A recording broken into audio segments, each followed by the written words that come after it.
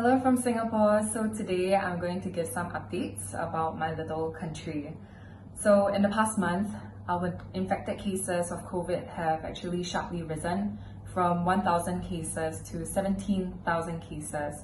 And this has actually brought our country to supersede most of the Asian countries apart from China and India, which you all know is well over our population size in terms of billions of people. In Singapore, we only have about 5 million people in our little country, and we have superseded most of the Asian countries in terms of affected cases.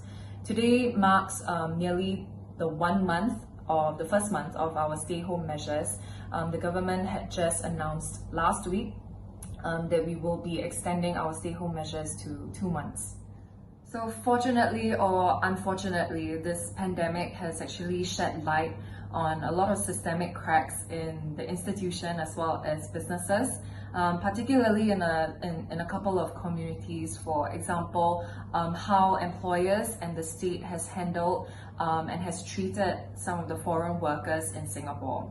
So to date, our numbers, which I mentioned previously, 17,000, out of which 85% of them are actually foreign workers who live in dormitories in Singapore. Unfortunately, their living conditions make it impossible for social distancing measures as well as to practice safe hygiene as well as sanitation, and this has contributed quite greatly to our numbers. I'm not very pleased exactly with how the state media has portrayed this whole situation. In fact, in my opinion, which is not representative of every Singaporean's opinion, I feel like the state media has perpetrated a lot of xenophobic and racist sentiments among citizens in the way that we portray and view foreign workers. And unfortunately, unemployment has risen sharply in Singapore. I think it's the worst that we have seen since the SARS outbreak in 2003.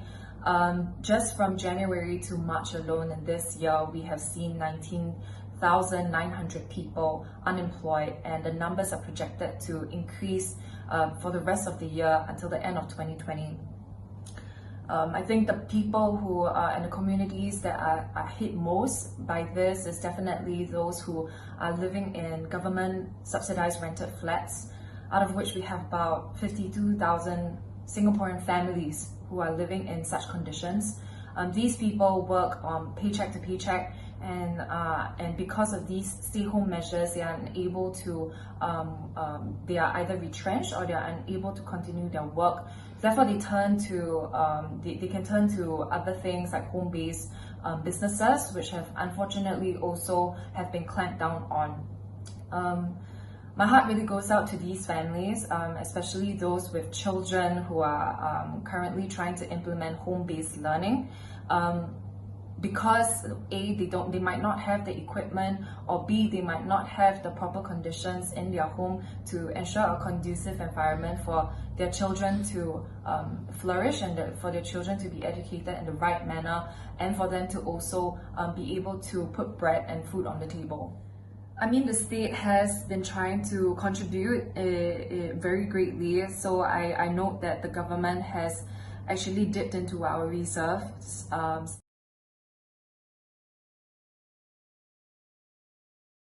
As well as different implementation measures to help homes, to help individuals as well as businesses during this unprecedented times. Non-profit organizations have also stepped up during this time. Individuals have also tried to contribute to those who are severely disadvantaged during this current period. And so there are definitely a lot more food donation drives. There are definitely we've seen an increase in crowdfunding exercises for these people. But of course, there will be the individuals that we have seen in Singapore that have unfortunately deliberately sabotaging their neighbors, ratting them out to authorities for either continuing their home-based businesses or even just forgetting to wear a mask when they do their grocery runs. And I hope that would change. So in closing, I'm just gonna say this. This is a war against humanity, and I feel like people need to see each other as brothers and sisters and not as enemies, because honestly, no one is to blame for a natural disaster such as this. So really just be kind to people. And at the same time, what I've learned is that it's not enough to just recognize that you are in a position of privilege if you are, but that people really need to take action. If you have the privilege of having a voice, of having time, and even money, to really make use of that during this current period to help those who cannot help themselves.